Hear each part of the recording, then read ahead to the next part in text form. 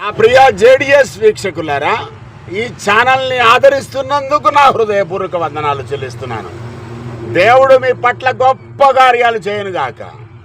పిచ్చివాడని KA పాల్ని media కూడై కూసింది, అవమానించింది.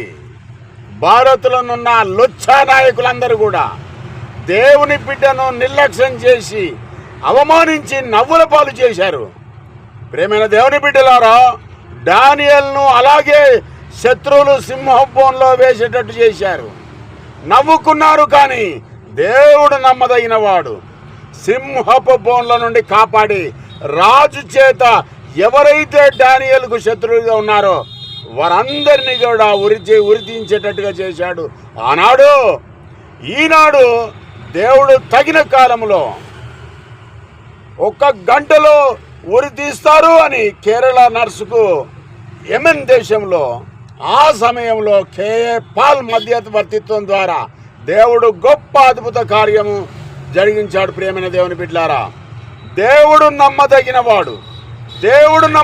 వాడు. సింహబోన్ల నుంచి డానియేలును కాపాడాడు. కేరళ నర్సును 1 నిమిషంలో ఉరితాడు పడుతుందనంగా దేవుడు కాపాడాడు తన బిడ్డ అయిన కేఏ పాల్ ద్వారా. భారతదేశం మొత్తం కట్టుకొని విడుదల చేయించాలని ప్రయత్నం చేసింది, కానీ ఆ దరిద్రుల వల్ల కాలేదు. కానీ దేవుడే తలుపులు తెరిచాడు. ఎంత గొప్ప అద్భుతం! K A Paul great. దేవుడు ఇంకా ఎంతో ఆయుష్ నీకు దయచేయునుగాక. పిచ్చివాడని కేఏ పాల్ను ఎంత నవ్వులాట పాలు చేసినా కానీ ధీరుడుగా ఉన్నాడు కేఏ పాల్. ఈనాడు విజయ కేతనం ఎగిరేశాడు.